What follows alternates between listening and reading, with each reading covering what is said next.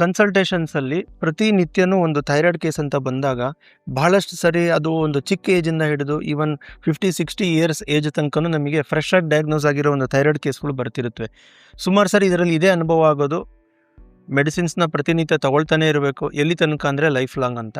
So ಒಂದು 12 years 13 years ಏಜಲ್ಲಿ ಇರ್ತಕ್ಕಂಥ ಒಂದು ಚಿಕ್ಕ ಏಜಿನ ಕೇಸಲ್ಲಿ ಕೂಡ ಲೈಫ್ ಲಾಂಗ್ ತೊಗೋಬೇಕು ಅನ್ನೋ ಸಿಚುವೇಶನ್ಸ್ ಇರುತ್ತೆ. ಈ ಥರ ಸಂದರ್ಭದಲ್ಲಿ ಥೈರಾಯ್ಡ್ ಒಂದು ಸಬ್ ಕ್ಲಾಸಿಫಿಕೇಷನ್ ಮಾಡೋದ್ರಿಂದ ಹಿಡಿದು ಎಲ್ಲರಿಗೂ ಒಂದು ಕಸ್ಟಮೈಸ್ಡ್ ಟ್ರೀಟ್ಮೆಂಟ್ ಅಂತ ಬರುತ್ತೆ ಹೋಮಿಯೋಪತಿಕ್ನಲ್ಲಿ. ಇದೇ ಹೋಲಿಸ್ಟಿಕ್ ಹೋಮಿಯೋಪತಿ ಅನ್ನೋದು. ಅಂದರೆ ಒಂದು ಆರ್ಗನ್ನ ಸಪ್ರೇಟಾಗಿ ನೋಡೋಂಥ ಒಂದು ಆ್ಯಂಗಲ್ ಅಲ್ಲದೇ ಹೋಮಿಯೋಪತಿಕ್ನಲ್ಲಿ ಆ ಥೈರಾಯ್ಡಿಂದ ನಮಗೆ ಆರೋಗ್ಯದಲ್ಲಿ ಏನೆಲ್ಲ ವ್ಯತ್ಯಾಸಗಳಾಗ್ತಾ ಇವೆ, ನಮ್ಮ ಬೇರೆ ಬೇರೆ ಆರೋಗ್ಯದ ಸಮಸ್ಯೆಗಳಿಗೆ ಥೈರಾಯ್ಡ್ ಸಂಬಂಧ ಇದೆನಾ, ಥೈರಾಯ್ಡ್ ಸಂಬಂಧ ಇದ್ದರೆ ದೆನ್ ಅದಕ್ಕೆ ಆದಂಥ ಒಂದು ಟ್ರೀಟ್ಮೆಂಟ್ ಕೊಟ್ಟಾಗ ಥೈರಾಯ್ಡ್ ರಿಪೋರ್ಟ್ಸು ಚೆನ್ನಾಗಾಗಬೇಕು, ನಿಮ್ಮ TSH ಲೆವೆಲು ನಾರ್ಮಲ್ ಆಗಿ ಬರಬೇಕು, ಜೊತೆಗೆ ಆ ಆರೋಗ್ಯದ ಸಮಸ್ಯೆಗಳು ಕೂಡ ಸರಿ ಹೋಗ್ಬೇಕು. ಸ್ಪೆಷಲಿ ಹಾರ್ಮೋನ್ ಹೆಲ್ತ್ ಸರಿ ಹೋಗೋದಾಗ್ಬೋದು, ಅದರಿಂದ ಆಗೋಂಥ ವೇಟ್ ಗೇನ್ ಆಗ್ಬೋದು.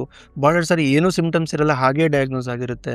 ಸೊ ಭಾಳಷ್ಟು ಸರಿ ಇದರಲ್ಲಿ ಆಗೋದು ಅನವಶ್ಯಕವಾಗಿರ್ತಕ್ಕಂಥ ಒಂದು ಭಯನೇ ಜಾಸ್ತಿ ಇರುತ್ತೆ, ಬಂತು ಥೈರಾಯ್ಡ್ ರೋಗ ಬಂತು ಅಂತ. ಆ್ಯಕ್ಚುಲಿ ಇದು ಒಂದು ರೋಗ ಅಂತ ಪರಿಗಣಿಸೋಕ್ಕಿಂತ ಮುಂಚೆ ಅದನ್ನು ಸರಿಯಾಗಿ ಕ್ಲಾಸಿಫೈ ಮಾಡೋದಿರುತ್ತೆ. ಭಾಳಷ್ಟು ಸರಿ ಇದು ಸೈಲೆಂಟ್ ಫೇಸಲ್ಲಿ ಇರುತ್ತೆ, ಒಂದು ಲೈಫ್ ಸ್ಟೈಲ್ ಡಿಸಾರ್ಡರ್ ಥರ ಬಂದಿರುತ್ತೆ. ದೆನ್ ಅದಕ್ಕೆ ಆದಂಥ ಒಂದು ಚೇಂಜಸ್ ಮಾಡ್ಕೊಂಡಾಗ ಅಲ್ಲಿ ಸರಿ ಹೋಗ್ತಾ ಇರುತ್ತೆ. ಅಂದರೆ ಇದೊಂದು ಟೆಂಪರರಿ ಪೀರಿಯಡ್ ಥರ, ಇದೇ ಒಂದು ದೊಡ್ಡ ಸಮಸ್ಯೆ, ಇದೇ ಒಂದು ರೋಗ ಅನ್ನೋ ಥರ ಇರಲ್ಲ.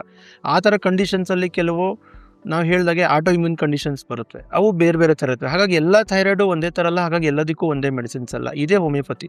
ಆ ಥೈರಾಯ್ಡಿಂದ ಅವ್ರಿಗೆ ಎಷ್ಟು ಸಮಸ್ಯೆ ಆಗ್ತಾ ಇದೆ ಅದನ್ನು ಅದು ಕೂಡ ಹೇಗೆ ಸರಿ ಹೋಗುತ್ತೆ. ಹೀಗಾಗಿ ನಾವು ಪ್ರತಿ ಕನ್ಸಲ್ಟೇಷನ್ಸಲ್ಲೂ ಥೈರಾಯ್ಡ್ ರಿಪೋರ್ಟ್ಸ್ ಅಲ್ಲದೆ ಅವರ ಆರೋಗ್ಯದ ಸಮಸ್ಯೆಗಳನ್ನೂ ಸರಿ ಮಾಡ್ತಾ, ಹಾಗೆಯೇ ಹಾರ್ಮೋನ್ಸು ಬೆಟರ್ ಆಗ್ತಾ, ಅದರಿಂದ ಆಗಿರ್ತಕ್ಕಂಥ ಒಂದು ಪರಿಣಾಮಗಳು ಏನಿರುತ್ತೆ ಆರೋಗ್ಯದ ಮೇಲೆ ಅದನ್ನು ಸರಿ ಹೋಗಬೇಕು. ಜೊತೆಗೆ ನಾವು ಸಜೆಸ್ಟ್ ಮಾಡೋದು ಹೋಮಿಯೋಪತಿ ಟ್ರೀಟ್ಮೆಂಟ್ ಜೊತೆಗೆ ಒಂದಿಷ್ಟು ತಿಂಗಳು ನಾವು ರೆಕಮೆಂಡ್ ಮಾಡ್ತೀವಿ. ಅಂದರೆ ಒಂದು 6 to 8 ಮಂತ್ಸ್ ಆದರೆ ಮಿನಿಮಮ್ ಒಂದು ಫಾಲೋಅಪ್ ಅಂತ ಮಾಡಿಕೊಂಡಾಗ ಥೈರಾಯ್ಡ್ ಸರಿ ಹೋಗುತ್ತೆ. ಪ್ರಾಬ್ಲಮ್ ಏನು ಅಂತಂದರೆ ಇದರಲ್ಲಿ ಥೈರಾಯ್ಡ್ನ ಆ್ಯಕ್ಟಿವೇಟ್ ಮಾಡಬೇಕು. ಲೈಫ್ ಲಾಂಗ್ ಅದು ಕೆಲಸ ಮಾಡಲ್ಲ ಅಂತ ನಾವು ಪ್ರತಿನಿತ್ಯ ತೊಗೊಳ್ಳೋಂಥ ಮೆಡಿಸಿನ್ಸ್ ಅಂತ ಒಂದು ಕಡೆ ಅಡ್ವೈಸ್ ಆದಾಗ, ಇಲ್ಲಿ ಅದೇ ಥೈರಾಯ್ಡ್ನ ನಾವು ಯಾಕೆ ಮತ್ತೆ ಆ್ಯಕ್ಟಿವೇಟ್ ಮಾಡಬಾರ್ದು ಅನ್ನೋ ಒಂದು ಸೂಚನೆಯಿಂದ ಹೋಮಿಯೋಪತಿಕ್ನಲ್ಲಿ ಟ್ರೀಟ್ಮೆಂಟ್ ನಡೀತಾ ಇರುತ್ತೆ. ಸೊ ಇಷ್ಟು ಮಾಹಿತಿ ಇರಲಿ. ಇನ್ನೂ ಅನೇಕ ಥೈರಾಯ್ಡ್ ಬಗ್ಗೆ ಭಾಳಷ್ಟು ಆ್ಯಂಗಲಿಂದ ವೀಡಿಯೋಸ್ನ ನಾವು ಕೊಡೋಕ್ಕೆ ಟ್ರೈ ಮಾಡ್ತೀವಿ. ಪ್ರತಿನಿತ್ಯ ನಮಗೆ ಆಗೋಂಥ ಒಂದು ಕ್ಲಿನಿಕಲ್ ಎಕ್ಸ್ಪೀರಿಯೆನ್ಸ್ ಮೇಲೇ ಇದೆಲ್ಲ ಇರುತ್ತೆ. ಯಾರ್ಯಾರಿಗೆ ಇದು ಉಪಯುಕ್ತವಾಗಿ ಇದು ಒಂದು ಉಪಯೋಗ ಆಗುತ್ತೆ, ಇದೊಂದು ಉಪಯುಕ್ತ ಮಾಹಿತಿ ಅಂತ ಅನಿಸುತ್ತೆ, ಅದನ್ನು ತಾವು ತಮ್ಮ ಒಂದು ಕುಟುಂಬದ ಆರೋಗ್ಯಕ್ಕೆ ತಾವು ಬಳಸ್ಕೋಬೋದು. ಹಾಗೆಯೇ ಹೋಮಿಯೋಪತಿ ಎಲ್ಲರಿಗೂ ಒಂದು ಸೇಫ್ ಆ್ಯಂಡ್ ಸೂಕ್ತವಾದಂಥ ಟ್ರೀಟ್ಮೆಂಟ್ ಥೈರಾಯ್ಡ್ಗೋಸ್ಕರ ಅಂತ ಹೇಳಿ ಬಯಸ್ತೀನಿ. ನಮಸ್ತೆ. Thank you.